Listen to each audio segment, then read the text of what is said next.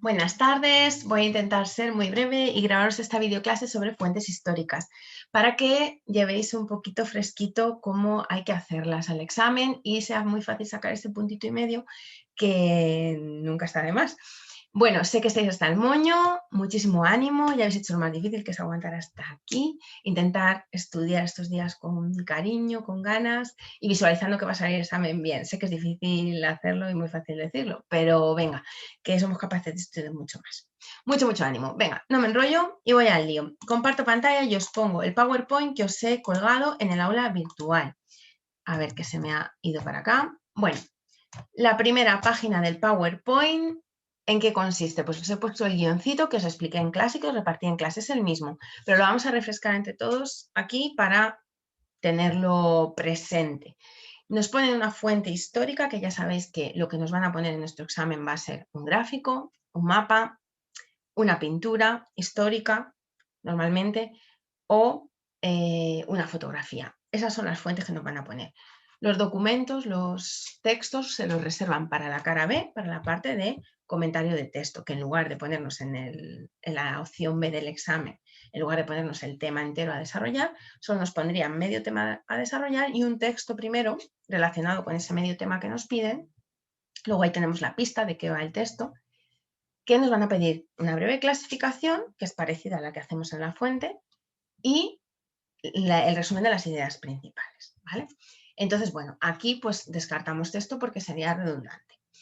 ¿Qué tenemos que hacer? Aplicar este guioncito cuando vayamos a comentar la fuente histórica, pero no lo vamos escribiendo así, sino que vamos redactando. Esto es simplemente un guión que yo tengo en mi cabeza para ver de qué aspectos tengo que ir hablando poquito a poco. Si alguno de los aspectos dudo, no lo tengo claro, me lo salto, porque puede que no se dé cuenta el que corrige. Yo voy a hablar de otras muchas cosas, con lo cual, si no tengo clara, por ejemplo, la temática del texto, o sea, de la fuente, perdona, pues bueno, es verdad que esto debería ponerlo, pero si no tengo claro, pues yo me lío a contarles una fuente primaria, se trata de una pintura, su contextualización es esta, bueno, pues a lo mejor pasa desapercibido incluso, ¿no? Entonces, bueno, lo que no sé, lo que veo yo que me puedo meter en un berenjenal porque es muy probable que cometa un error, pues me lo quedo para mí y no lo comento, ¿vale? Bueno, en este caso, ¿qué tenemos que hacer cuando vemos la fuente histórica? Pues lo primero, empezaríamos algo así. Ante nosotros tenemos una fuente histórica de carácter primario, por ejemplo. Después de explicar si se trata de una fuente primaria, que ya sabemos que es primaria cuando procede de la época objeto de investigación, de la época de los acontecimientos que se están representando de alguna manera o con los que está relacionada esa fuente, o secundaria si se ha elaborado a posteriori. Por su formato, es lo siguiente que diríamos, pues describo qué es, qué tipo de fuente es, pues si es una gráfica, si es un mapa, si es una fotografía, una pintura, y después procedería ¿a qué?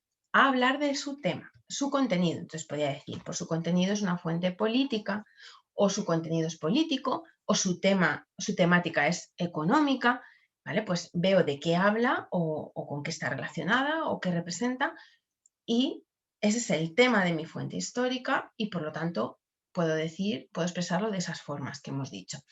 Si tengo duda de si es política o económica y veo que tiene aspectos de las dos, podría ser las dos cosas, pues puedo decir que es una fuente político-económica, que la temática es político-económica. Eso sí, intento argumentarlo, porque cuando yo lo esté argumentando me voy a dar cuenta de si eso se sostiene o no se sostiene, y si está bien argumentado, aunque el que corrija lo clasificase de otra forma o lo viera más claramente político, más claramente económico, si yo he argumentado y mi argumento es correcto, pues no me lo va a poner mal, ¿vale?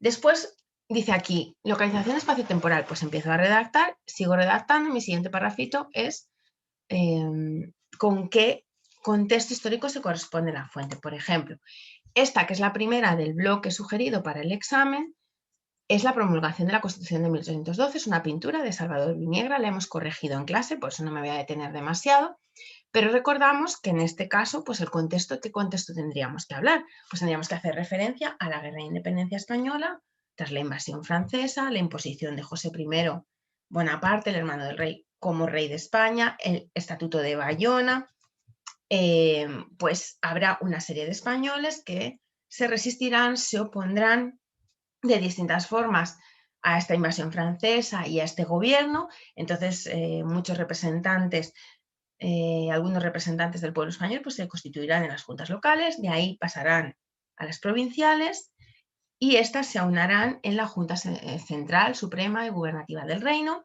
que convocará cortes, hará una convocatoria de cortes constituyentes para elaborar un texto constitucional que sea una opción liberal a la propuesta por Napoleón, pero que sea una opción liberal española. Bueno, pues aquí, cositas arriba, cositas abajo, detalles arriba, detalles abajo, más o menos es lo que habría que contar. Ahí yo estaría contando el contexto, diciendo a qué hace referencia. Una vez que lo he contextualizado, ¿qué tengo que hacer? Describir lo que veo. Aquí tenéis, os dice, pues dónde y en qué momento se sitúa la escena, qué personajes, objetos o símbolos aparecen, cómo es el paisaje, el escenario, otros aspectos que resaltan. Y el comentario o análisis, pues descifrar esos elementos que aparecen pues, en la imagen, pues quiénes son los personajes más importantes, qué relación tienen con los hechos representados, por ejemplo, el suceso concreto representado, pues cuál es, relacionar la imagen con su contexto histórico. Para mi gusto, la descripción y el comentario análisis se pueden realizar simultáneamente. ¿Vale? Voy describiendo, pues sería, yo describiría lo que veo aquí, pues ya sabéis, voy muy rápido, pero a la derecha los diputados que están haciendo esa primera lectura de la Constitución de la Pepa, a la izquierda el pueblo español con actitud de alegría, levantando las manos, los sombreros, etcétera, etcétera. Entonces, bueno, pues describo y relaciono con el momento de la promulgación de esta Constitución y lo que esta Constitución significa, ¿no? Termino siempre con el significado histórico, la importancia, por ejemplo, de esta Constitución, que es la primera Constitución española, ¿vale? Por eso se le ha dado tanta importancia en nuestra historia. Aquí, por ejemplo, tenemos un mapa. Este es un mapa de la Guerra de Independencia. Bueno, pues el contexto es muy parecido, ¿vale? Entonces tendríamos que hablar más o menos del mismo contexto histórico que el anterior y únicamente, si queremos hilar fino, bueno, los mapas los comentamos igual que las fuentes históricas. Aplicamos el mismo guión, solo que, bueno, pues es un mapa. Y si quiero hilar fino, pues clasifico el mapa. ¿Y esto qué es? Pues digo qué tipo de mapa tengo. Así, a grosso modo, puedo clasificarlos en un mapa de relleno, si tengo distintas regiones con distintos colores o distintos trazados, como vemos aquí, ¿vale? Un mapa con símbolos, si tengo, pues por ejemplo, flechitas o espadas, bueno, pues también lo tenemos aquí. Entonces este mapa es mixto. Es decir, si tengo un mapa con relleno, bueno, pues mapa de relleno. Si tengo un mapa con símbolos, pues un mapa de símbolos. Y si tengo un mapa que tiene ambas cosas, pues mixto. Y si tengo un mapa y no tengo claro si es de relleno o de símbolos mixto, me voy a liar, pues no digo nada de eso y yo lo clasifico como haría, sigo el guioncito de mi fuente histórica y ya está. Lo único que aquí tenemos una ventaja y es que no voy a dudar si es una fuente primaria o secundaria, porque cuando llego y digo, ante nosotros tenemos una fuente, voy a decir secundaria, siempre que es un mapa o un gráfico, se considera siempre secundaria. ¿Por qué? Porque se ha tenido que elaborar necesariamente posteriormente a los hechos que representa, porque ha sido recopilados una serie de datos y elaborado a posteriori. Entonces siempre se considera una fuente secundaria, tanto los mapas como los gráficos. Y lo demás, pues sigo el mismo guioncito. ¿Aquí qué tenéis? Bueno, pues aquí nos habla de las batallas más importantes, ciudades sitiadas, rodeadas por los ejércitos, el ejército francés de dónde a dónde va, el ejército anglo-español, la zona de guerrillas, recordáis lo que son las guerrillas, la guerra de guerrillas, esos ataques sorpresivos, rápidos, muchas veces, pues eso, de personas, bueno, muchas veces eran de personas voluntarias del pueblo, muchas veces sin ninguna experiencia militar, pero que minaban mucho la moral del ejército francés. Pues eso, cuando lo describáis, pues también lo explicáis en el comentario de análisis, la zona que está ocupada por los franceses, los últimos territorios controlados por los franceses. Bueno, pues con la teoría que yo tengo de este tema, pues lo contextualizo y hablo de lo más importante que veo aquí, ¿vale? Aquí tenéis otro mapa. En este caso nos indica la procedencia, el número de pues, cuántos diputados proceden de qué región. Bueno, pues ya sabéis que en las Cortes de Cádiz pues había representantes de todas las regiones españolas. Entonces, pues bueno, pues tengo que hablar de esas Cortes de Cádiz, de la elaboración de esa Constitución, de los representantes del pueblo. El contexto histórico sigue siendo el mismo de las dos fuentes anteriores, ¿vale? En este caso tenemos el fusilamiento de Torrijos y sus compañeros en las playas de Málaga. ¿vale? El autor es el pintor Antonio Gisbert y el año en que se elabora es en 1888, es decir, no es inmediatamente posterior, sino más adelante. Luego podríamos considerarlo, además es una pintura que normalmente, pues bueno, si estuviera elaborada prácticamente en el momento de los acontecimientos, la podemos considerar primaria, pero en este caso, pues yo hablaría más de una fuente secundaria. ¿Qué sabemos del fusilamiento de Torrijos? Pues lo sabemos por el tema. De hecho, este cuadro en concreto fue encargado por el gobierno de Práxedes Mateo Sagasta durante la regencia de María Cristina. Pues bien, este además pues planeaba un golpe de Estado. Torrijos, refiero, este político y liberal español, planeaba desde su exilio un golpe de Estado contra el absolutismo de Fernando VII para restablecer un régimen liberal, pero será traicionado, será detenido y no llegará a su objetivo y serán, pues eso, fusilado él y sus compañeros. Y representa ese momento, ¿vale? En un momento de gobierno liberal, como reconociendo pues el valor de estos hombres. Aquí tenemos un mapa nuevamente, el mapa de la independencia de América Hispana. Bueno, pues con esto, que además en el propio mapa, si os fijáis, nos lo dice, la independencia de América Hispana, bueno, pues ya tenemos la pista de lo que es esta parte del tema en la que tenemos que hablar de la independencia. Ya sabéis que cuando estalla la guerra de independencia en España, desde las colonias americanas planean su propia independencia. Dicen, bueno, pues tenemos un plan perfecto. Al igual que están los españoles en la península, los peninsulares, están allí organizados en juntas en nombre de Fernando VII, y gobernando en nombre de Fernando VII y resistiéndose al invasor francés, nosotros vamos a hacer lo mismo, nos vamos a constituir aquí en juntas y vamos a decir que todo es en nombre de Fernando VII. Cuando pierdan los españoles y se imponga el régimen napoleónico, pues nosotros haremos así y nos independizaremos. Y hasta que vengan aquí a buscarnos, pues lo más seguro que esto quede, pues ya está, quede en que nos dejen independizados. ¿Qué sucede? Bueno, pues que para la sorpresa de muchos, pues finaliza la guerra de independencia española con otro desenlace, y es que se expulsa a los franceses por distintas circunstancias. Con lo cual, pues al final, Fernando VII lo primero que hace casi al volver al trono español es mandar tropas a reprimir esos movimientos independentistas de la América hispánica, ¿no? Y entonces, ¿qué sucede? Bueno, pues distintas batallas, distintos enfrentamientos, pero que no frenarán esa independencia, ¿vale? Entonces, bueno, pues aquí tenéis el mapa indicando, pues, veis que es un mapa también de símbolos, ¿vale? Donde tenemos, pues eso, territorios fronterizos en disputa, la América Española, las juntas también es un mapa de relleno, porque también tiene sus partes de relleno, ¿vale? Entonces podemos considerarlo un mapa mixto, que decíamos, porque tiene símbolos y relleno o trazados distintos. Y bueno, pues aquí, pues eso, victorias independentistas, pues nos indican las más importantes. Bueno, pues comentamos, contextualizamos, seguimos el guioncito. Recordamos que siempre que es un mapa, cuando empezamos la clasificación, ante nosotros tenemos una fuente secundaria. Se trata de un mapa, y decimos de qué, de la Guerra de la Independencia Americana. Pasamos a contextualizar, entonces decimos en qué contexto, lo explicamos, y luego ya describimos lo que vemos, lo más importante que está narrando el mapa y lo más importante, lo más destacado, ¿vale? Bueno, dicho esto, tenemos también muchas caricaturas dentro de las fuentes sugeridas. Esta de Isabel II haciendo referencia a su alocada vida amorosa. Bueno, Isabel II hemos hablado mucho en clase y ya sabemos que cuando llegamos a la gloriosa, esa revolución que acaba con el reinado de Isabel II y que acabará trayendo pues primero a Amadeo I de Saboya y después la Primera República, pues en las plazas se gritaba aquello de que mueran los Borbones en esta revolución.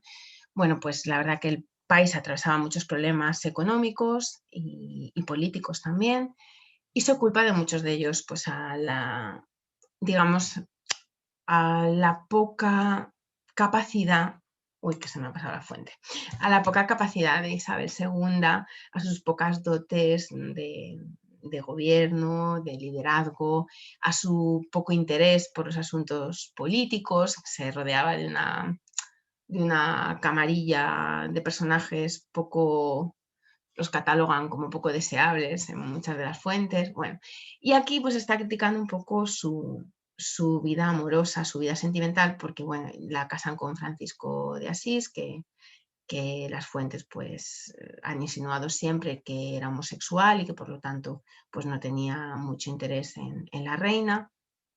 Y entonces de ella se habla, la verdad se habla como que era una mujer pues con mucho apetito sexual y que entonces pues que tenía muchos amantes, entre ellos pues el propio general Serrano, y bueno, pues es lo que están criticando, pero en realidad esta crítica es más, bueno, en la época ya sabéis que es una mujer, además, pues no está tan bien visto como si fuera un varón, pero es como una forma de decir, nosotros no nos meteríamos en berenjenales, haríamos alusión al descrédito de la reina, porque se le achaca pues, que por su incompetencia pues, no se pueden resolver los problemas del país de distinta índole, ¿no? Está más, digamos que está más interesada en esas fiestas, en esos cortejos con otros hombres, que en gobernar su país, ¿vale?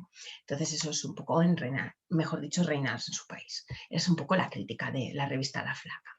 Esa revista satírica que, aunque es posterior, pues hace referencia a ese momento histórico.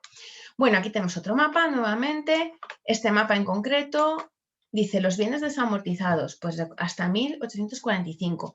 Pues recordad que aquí tenemos que hablar de las desamortizaciones, ¿vale?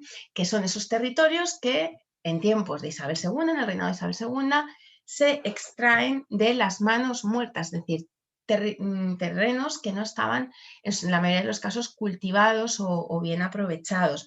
Muchos pertenecían a la iglesia, muchos a los municipios, y ya sabéis que se hace en dos fases, las desamortizaciones de Madoz y de Mendizábal, una primera muy eclesiástica y otra en la que se incluían los territorios municipales o comunales, ¿vale? Entonces, bueno, aquí tenéis, en este caso, perdonad, sería un mapa de relleno, ¿vale? Porque no tenemos símbolos, sino simplemente tenemos los porcentajes con un color o con otro, ¿vale?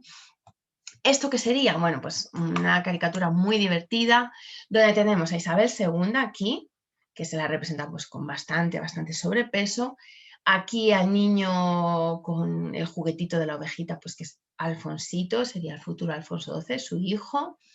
Tenemos a Antonio de Orleans, que es duque de Montpensier, que es familia de la reina y además doblemente porque es cuñado de la reina, está casado con su hermana, y se dice que es uno de los que conspiró contra ella, que financió incluso la gloriosa, ¿vale? El futuro Alfonso XII, ya lo he dicho, perdón, y el embajador español en París, este de aquí, que si os suena, pues es Salustiano de Olózaga, o si podemos recordar Olózaga, o el embajador de España en París, o a lo mejor no recordarlo incluso, pero bueno, es curioso porque ¿qué nos está diciendo? Se colocan reyes. Bueno, pues ¿qué es esto? Pues es una caricatura que hace referencia al momento en el que Isabel II pues, tiene que dejar su trono, tiene que salir literalmente de España, que sabemos que la gloriosa le pilla de vacaciones en San Sebastián, y entonces pues es como la embajada en donde están colocando a los reyes. Sabemos que cuando ella marcha del país y cuando se hace la gloriosa, pues se hace la gloriosa, y los que la realizan esta revolución pues tienen un propósito común muy claro, que es destronar a Isabel II,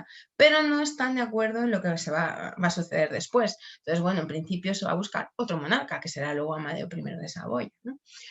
Bueno, se me ha olvidado, no sé si lo he dicho, Carlos VII, candidato carlista del momento, aquí lo tenemos, que no lo he dicho, ya recordáis lo que son los carlistas, ¿vale? El primero, Carlos María de Isidro Borbón, hermano de Fernando VII. Y bueno, dicho esto, pues aquí tendríamos, ¿qué contexto tendríamos que hablar? Bueno, pues tendríamos que hablar de ese contexto nuevamente del final del reinado de Isabel II y de la Revolución de la Gloriosa. Aquí, ¿qué tenemos? Bueno, pues nos vamos un poquito antes y tenemos la representación del Abrazo de Vergara o del Convenio de Vergara, que es ese acuerdo que se lleva a cabo entre el general Espartero, que defendía al bando isabelino, y Maroto, que defendía al bando carlista en la Primera Guerra Carlista. Recordamos que esa Primera Guerra Carlista, ¿cuándo se produce? A la muerte de Fernando VII, recordamos lo que hacía. La ley vigente era una ley conocida como la ley sucesoria vigente, era conocida como la ley sálica, que difícilmente permitía a las mujeres gobernar. Eso dejaba como heredero al trono, porque Isabel era la única heredera, solo había una heredera y era mujer, pues dejaba como heredero al trono a Carlos María Isidro Borbón, hermano del rey. ¿Qué sucede? Pues que el rey Fernando VII, cuando empieza a ponerse enfermo, pues cambia la ley y aprueba, recordamos, la pragmática sanción que anulaba o derogaba esta ley anterior y que ya la había elaborado su padre, Carlos IV, pero la había dejado ahí como en el proceso, no la había llegado a tramitar. Bueno, pues lo que hace es firmarla. Recordamos que además en un momento en el que se pone muy malito, le convencen, cuando él está yo creo que un poquito ido, le convencen de que vuelva y derogue nuevamente esta pragmática sanción y vuelva a restablecer la ley sálica. Pero se recupera milagrosamente y recupera su juicio y dice, no, no, esto me lo han hecho firmar contra mi voluntad. Y vuelve nuevamente a promulgar la pragmática sanción. Con lo cual, cuando él muere, la heredera oficial es Isabel II, su hija, que tiene pues 3 añitos apenas. Va a ser la regente, pues su mujer, María Cristina de Borbón, 2 Sicilias. ¿Qué sucede? Bueno, pues sucede lo siguiente, que el bando carlista, Carlos María Isidro Borbón, su hermano, que se autoproclama Carlos V, pues va a tener a su alrededor a todos los absolutistas más tradicionalistas y más rancios que no quieren a una mujer en el trono y que además pues que consideran que el candidato pues es Carlos V y bueno pues con unas ideas absolutistas muy tradicionales y contrarios a cualquier cambio que pueda ser más moderno, más liberal. Estos absolutistas son los que se llamaron apostólicos. Pues ahí estaría el contexto, ¿vale? La primera guerra carlista termina pues con el bando isabelino venciendo.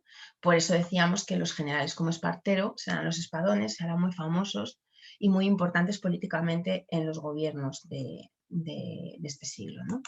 Bueno, aquí que tenemos, pues siguiente, un dibujo satírico que está publicado en esta fecha en el diario catalán La Campana de Gracia, que está criticando por la actitud de Estados Unidos hacia Cuba. Bueno, pues aquí tenemos que hablar del tema de la guerra de Cuba.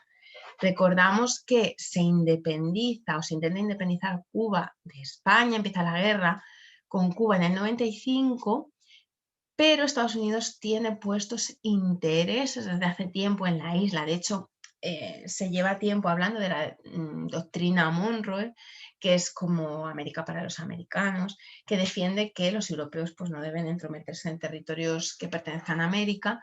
Y bueno, es una forma también, Estados Unidos ya sabéis que en el 76 es cuando se ha independizado de Inglaterra, militarmente no es muy fuerte todavía, y tienen miedo a una posible invasión europea.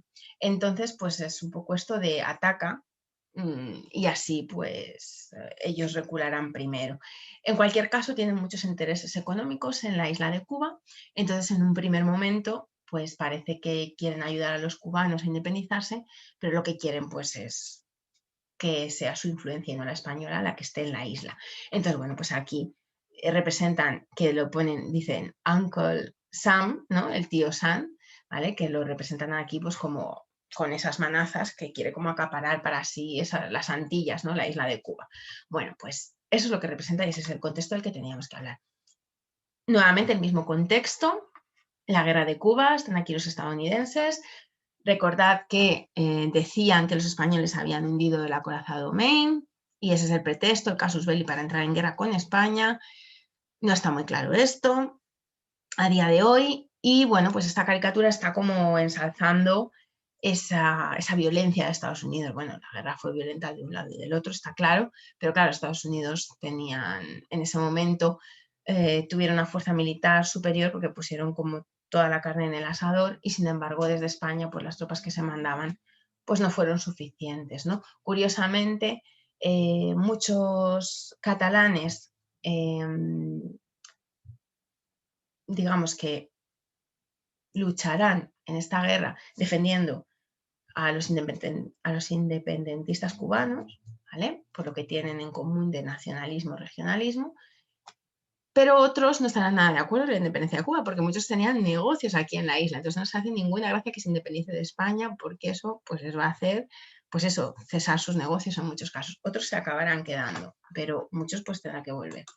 Bueno, dicho esto, ¿qué tenemos aquí? Fijaros, hay una viuda porque está de luto, que ya hablábamos otro día del luto de las mujeres españolas, en este caso muy elegante porque es una reina, ¿vale? Y está aquí con la mano encima de pues, un documento, pues parece, pues eso cuando se hace, pues cuando estás jurando algo, ¿no? Entonces la jura de la Constitución de Su Majestad la Reina Regente Doña María Cristina. ¿Pero qué Cristina? Bueno, pues eso es lo que tenemos que ver, si es Cristina de Habsburgo o Cristina de Borbón. ¿Qué pista tenemos en esta imagen? ¿Qué pista tendríamos? Bueno, pues tenemos una pista fundamental. Pues la pista fundamental es que no puede ser María Cristina de Borbón porque no había constitución que jurar en ese momento vigente.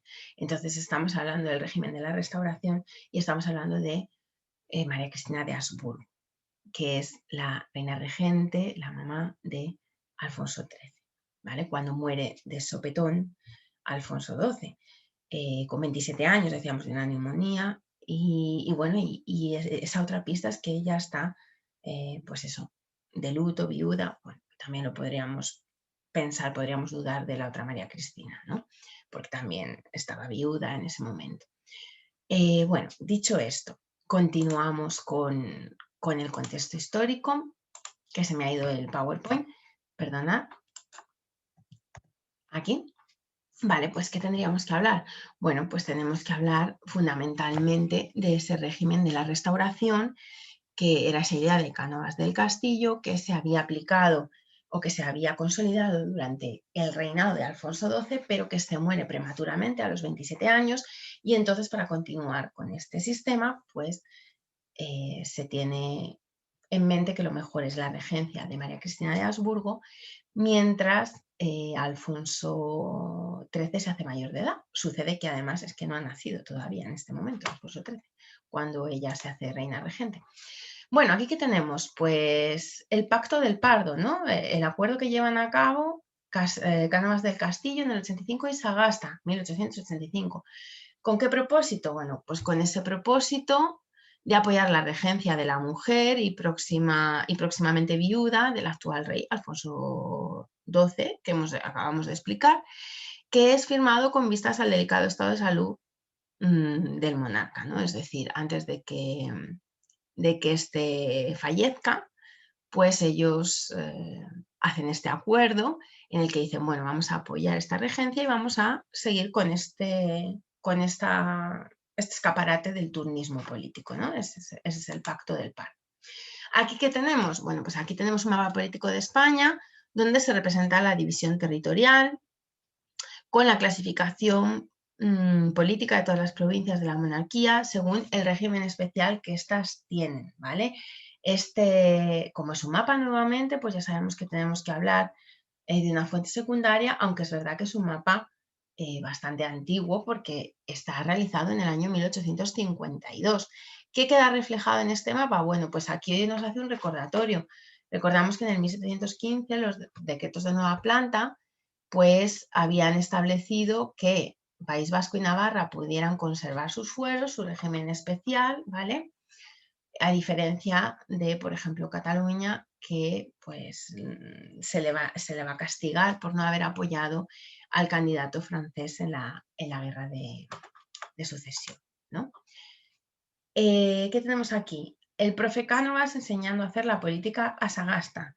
Dice, y aplicar la Constitución de 1876. Pues nuevamente una caricatura en la que tenemos a Cánovas y a Sagasta. ¿Qué tenemos que hablar aquí? Pues del sistema del turnismo político, pues la crítica de que está todo pactado, de que está todo falseado, y bueno, y el ideólogo de esto es él, y digamos que veían a Sagasta como una marioneta suya. La opinión pública contraria, pues le veía como una marioneta suya o como su pupilo, ¿no? Entonces ahí la crítica. En este caso, otra caricatura, otra representación satírica, en este caso del voto de los muertos. Dice, venga, nos preparamos para la batalla y los levanta de las tumbas, ¿no? Para la batalla electoral. Bueno, pues ya sabemos que dentro del método de Cánovas del Castillo, del sistema de Cánovas del Castillo, de la Restauración, este turnismo de partidos, ideado para traer la estabilidad al país, pues estaba falseado. Se pactaba quién iba a ganar las elecciones antes de convocarlas, y mediante el caciquismo, el pucherazo y una serie de técnicas como era que votasen los muertos, ¿vale? Se iba a acudir a la gente a votar por antepasados, conocidos, fallecidos, se les incluía en el censo a pesar de estar muertos, pues se conseguían los votos necesarios para que ganase el partido que habían pactado, que ganase. En el mismo contexto y similar, pues dice, Sagasta está preparando las elecciones y los encasillados con el gran elector Venancio González, ¿no? Bueno, pues esto lo habíamos hablado también, el sistema de los encasillados, que es un poco lo mismo, que lo tenéis explicado en los apuntes, en qué consistía, ¿no? Los encasillados eran aquellos que había que señalar en las casillas, ¿no? Que había que ir a votar, que los caciques iban a encargar de distribuir esta información para hacer presión y que todo el mundo pues votase lo que se había decidido, la lista de esos encasillados. Y está junto al gran elector, como podéis ver aquí, que bueno, pues aquí no se ve muy bien, pero lo tenéis en el Word, que lo podéis ampliar y lo veis mejor, que aquí parece que se me ha cortado. El gran elector, ¿quién era? El ministro de Gobernación, y fijaros, se le pone el sobrenombre precisamente del gran elector. ¿Por qué? Porque en tiempos de la Restauración, el ministro de Gobernación pues era el encargado supremo de la manipulación de los votos, ¿no? De las elecciones. Aquí tenemos un mapa del analfabetismo en España. Recordad que tenemos ese bloque 8, donde hablamos de cuestiones económicas, cuestiones sociales, de cómo está el país a lo largo de este siglo, ¿no? Del siglo XIX. Y bueno, pues aquí nos está hablando, es un mapa, nuevamente en este caso, recordad que podíamos hablar de mapa de relleno, mapa de símbolos o mapa mixto, en este caso claramente es un mapa de relleno, porque nos va indicando distintos porcentajes por colores. Más del 60% de la población es analfabeta en estas zonas, entre el 46 y el 60 es analfabeta en estas, entre el 30 y el 45, ¿vale? Tenemos aquí pues esos porcentajes, ¿no? Esperar que se me va un momentito, que os quiero aclarar una cosa.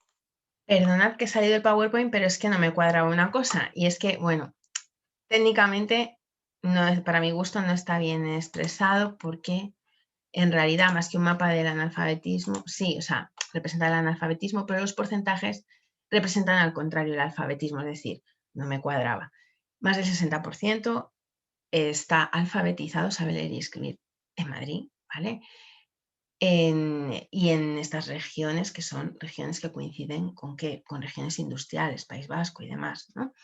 Entre el 45 y el 60, ¿vale? Pues nuevamente regiones más industriales, regiones con más conexiones, y luego ya pues el resto del país, conforme más rural es, pues menos alfabetización tiene, ¿vale? Pues tendríamos que hablar de la situación del país, de pues la situación económica, de las zonas más desarrolladas, las menos, el acceso a la educación de la población.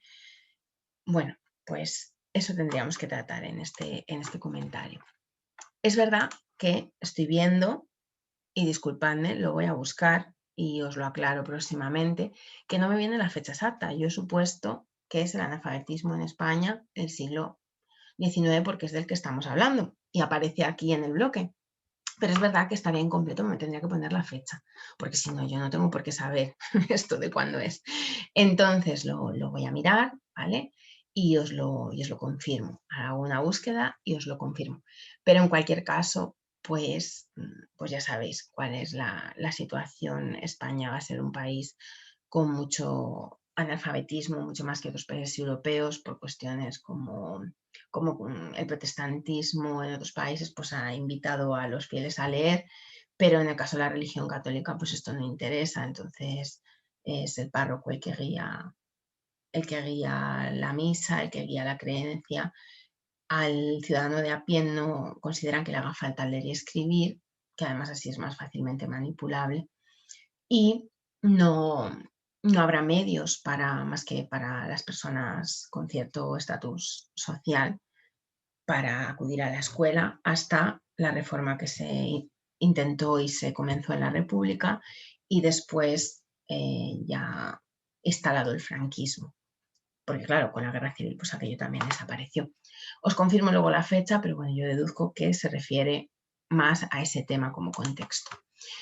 ¿Qué más tenemos? Bueno, pues tenemos aquí la evolución de la población española del siglo XIX y la población de las principales ciudades. Pues lo mismo, en este caso también hace referencia a ese bloque 8, donde hablamos de estas cuestiones más sociales y económicas. Ahí tenéis el contexto del que tenéis que hablar. Aquí tenemos un gráfico, en este caso de barras. Los gráficos es muy fácil, si tiene una línea de líneas, si tiene barras de barras. Bueno, en este caso es un gráfico de barras, evolución de la población del siglo XIX, veis que va aumentando. Bueno, pues tiene que ver con las cuestiones que hablábamos en este tema, que se introducen determinadas mejoras en la higiene, se avanza un poquito la medicina, además pues se mejora un poquito las cuestiones, aunque de manera insuficiente, en el campo.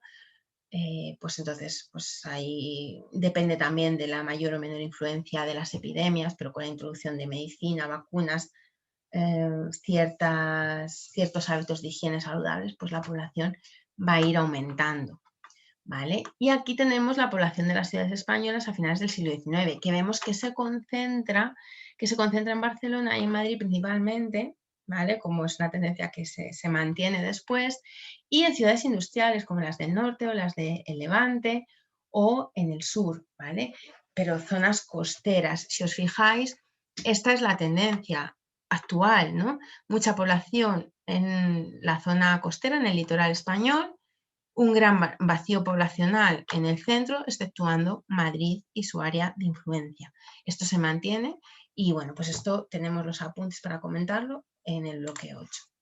¿Qué tenemos aquí? Esto se llama pirámide de población, ¿vale? Este es un gráfico que se llama pirámide de población porque tiene forma de pirámide y nos habla de la población dividida en mujeres a la derecha, hombres a la izquierda, y nos la divide por grupos de edad, es decir, por sexos y por grupos de edad. Aquí el primer cohorte, que se llama cada escaloncito, pues es de 0 a 4 años, el segundo de 5 a 9, el tercero de 10 a 14 y así sucesivamente, ¿vale? Ese tipo de pirámide de población no nos habla, es del año 1900, luego no nos habla todavía de una sociedad desarrollada. Nos habla de una sociedad demográficamente en vías de desarrollo. ¿Por qué? Bueno, pues lo vimos y vimos os lo expliqué en clase y pusimos el PowerPoint correspondiente con el gráfico de transición del antiguo régimen poblacional a una población moderna.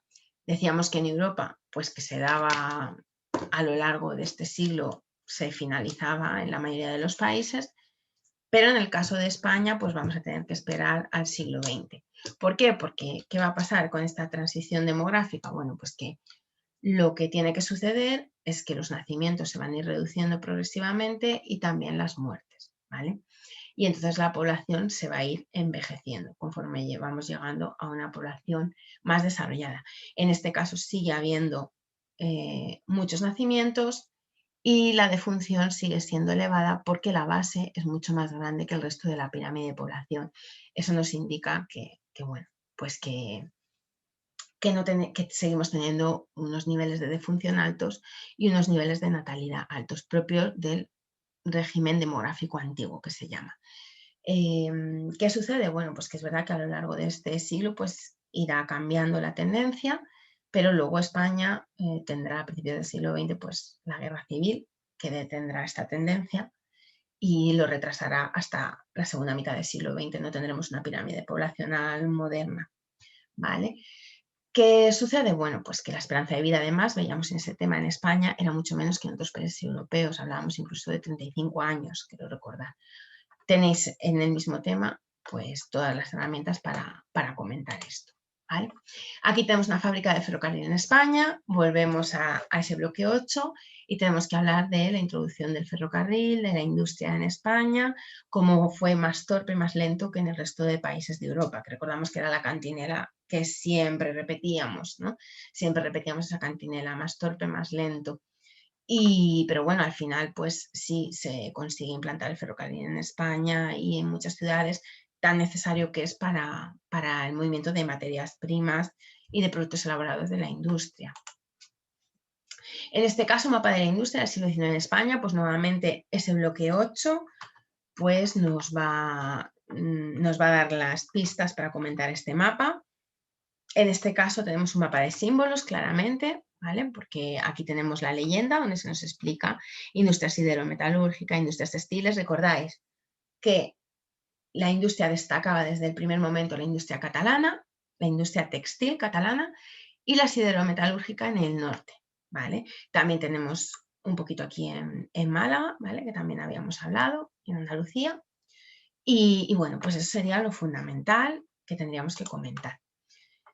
Aquí tenemos la Semana Trágica de Barcelona. No sé si os acordáis esto, en qué contexto lo situábamos, pero lo tenemos que situar en el reinado de Alfonso XIII, en el gobierno de Antonio Maura.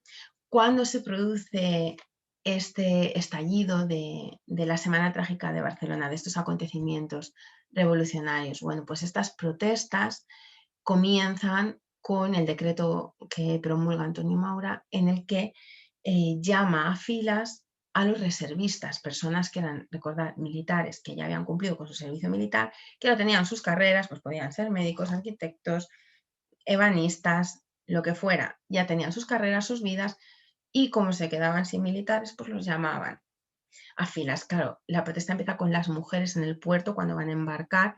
¿Para qué se les ha llamado? Bueno, pues se les ha llamado para acudir al protectorado de Marruecos, que bueno, pues la conferencia de Algeciras se le ha atribuido a España y a Francia pacificar la zona.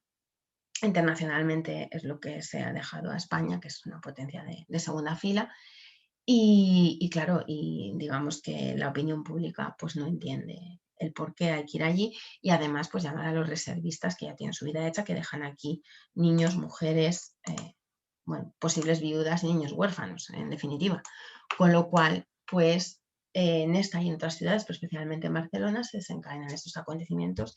Se llamó Semana Trágica pues porque hubo muchísimos altercados y se reprimió con una dureza brutal. Entonces se llevó por delante muchos muertos y muchos heridos en un momento de conflictividad social.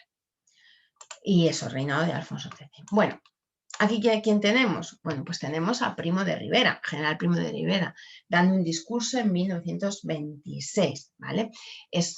Además es publicada la foto en el diario ABC.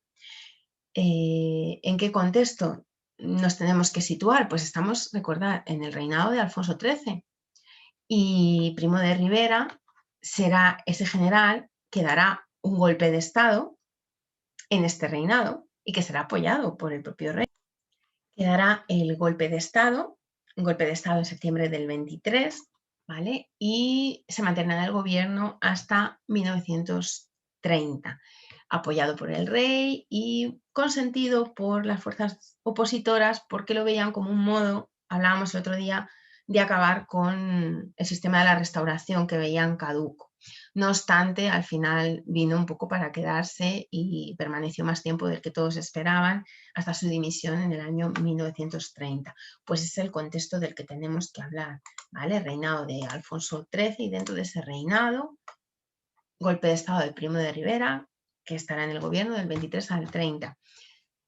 Alfonso XIII lo apoya, pero decíamos que sin querer al final va a vincular su monarquía a lo que dure prácticamente esta dictadura militar, porque se le va a asociar a este gobierno y bueno, pues su reinado acabará con esta dictadura. Dicho esto, tenemos aquí huelguistas entre 1913 y 1924. Bueno, pues tenemos aquí los picos, el número de huelguistas y los años en los que destacan las huelgas, Bueno, pues ¿qué tendríamos que conocer? Pues los principales acontecimientos que provocan, pues, por ejemplo, este pico y demás, ¿no?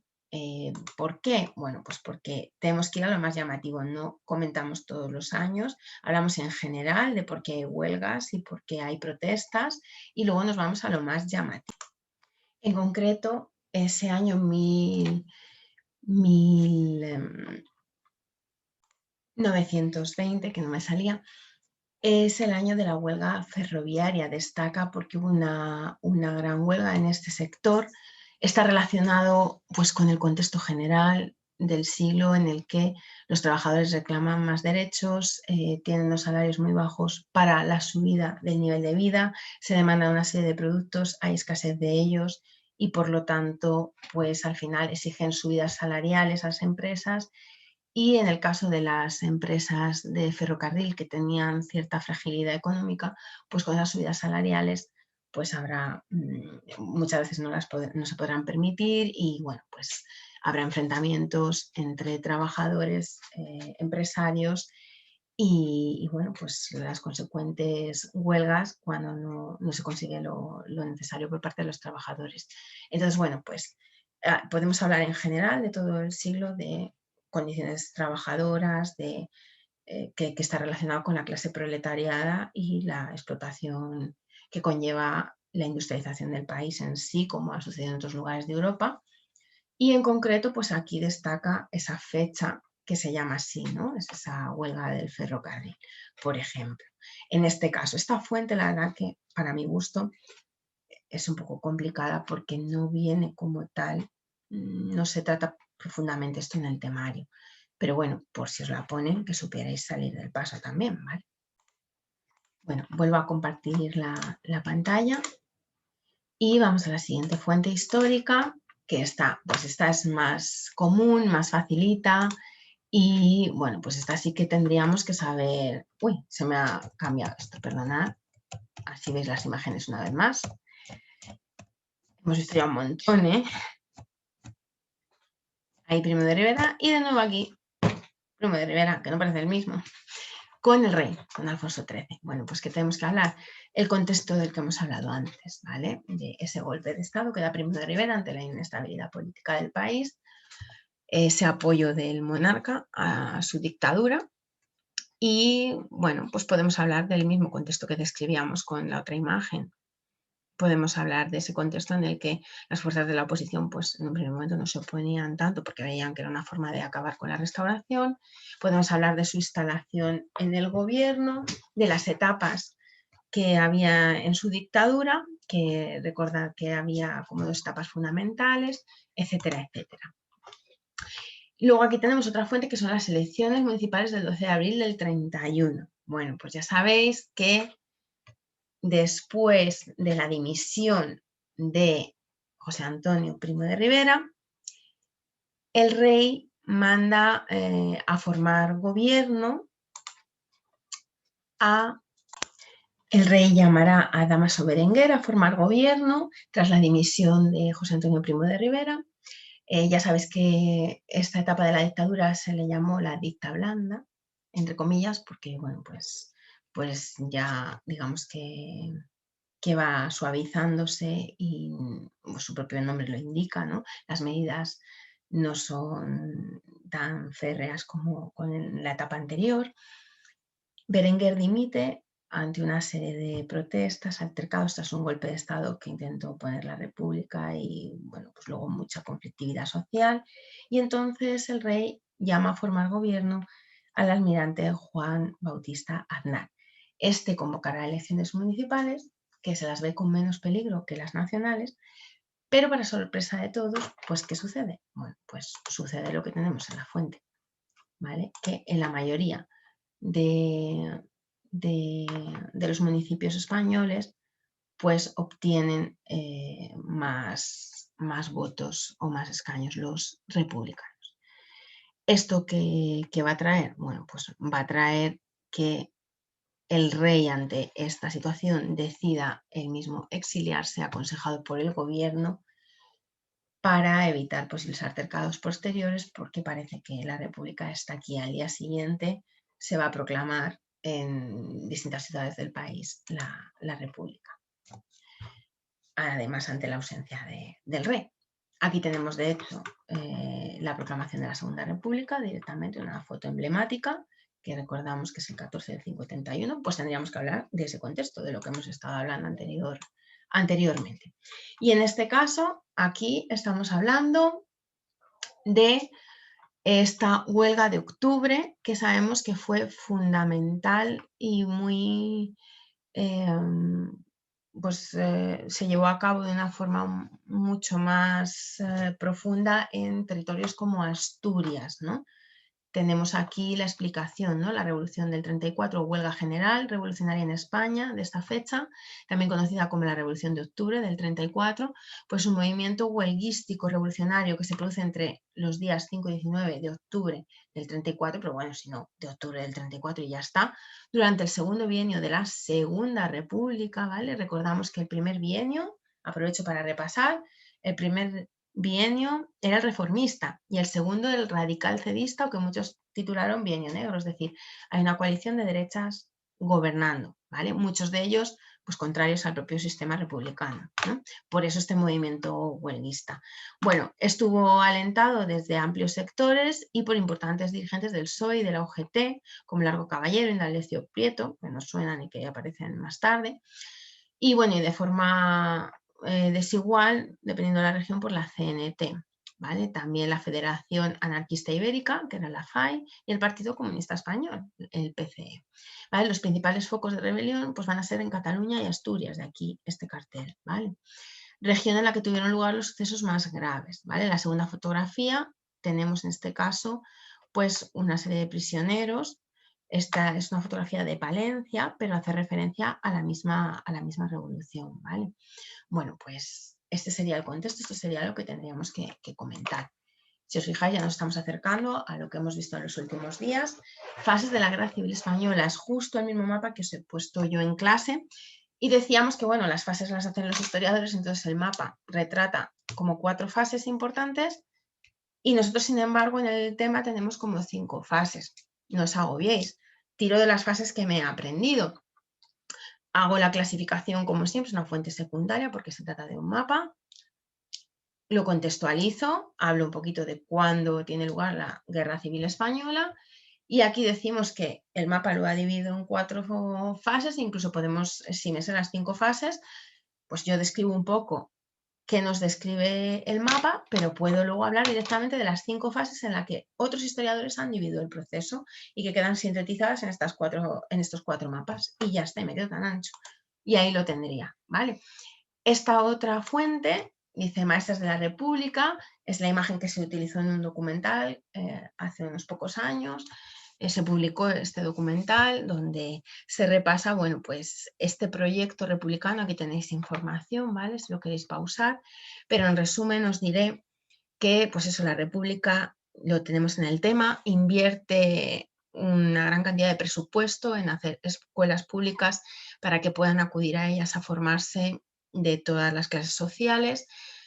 Además, es la primera vez que quieren que asistan a clase niños y niñas juntos, escuelas mixtas, y el alma de las aulas, de los avances en enseñanza del momento van a ser los maestros y maestras.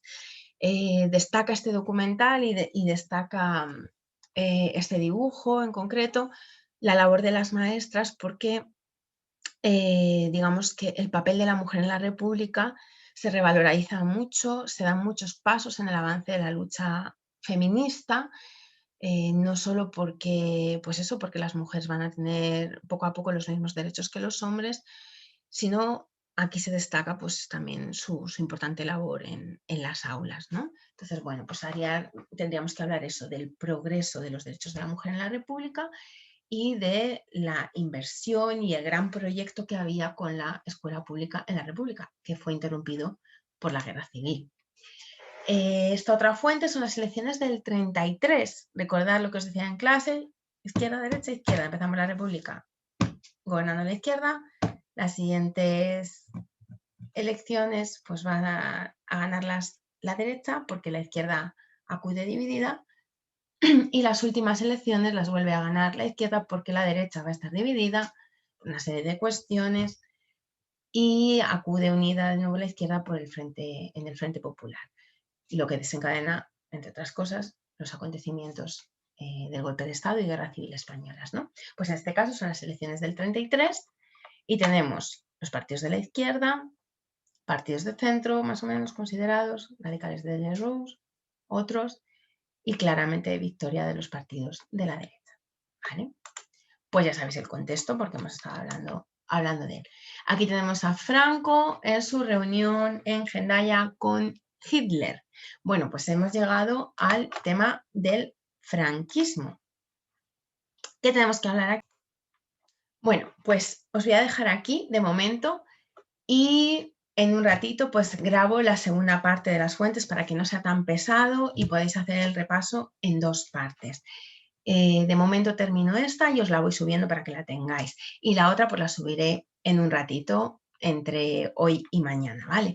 Aprovechar y aprovechar estas videoclases, yo os recomiendo, para poner los apuntes al lado de los temas y según yo voy diciendo el contexto, lo vais buscando en los temas y vais mirando la teoría y así lo vais repasando de una forma un poco distinta. Me podéis ir pausando, vais repasando y entonces veis lo que digo, si tiene sentido, si no, y qué añadiríais vosotros con el temario delante, porque yo estoy yendo rápido, simplemente contextualizando las fuentes para que sepáis lo que son. Y recordad, siempre siguiendo, las haríamos siguiendo ese guioncito del principio.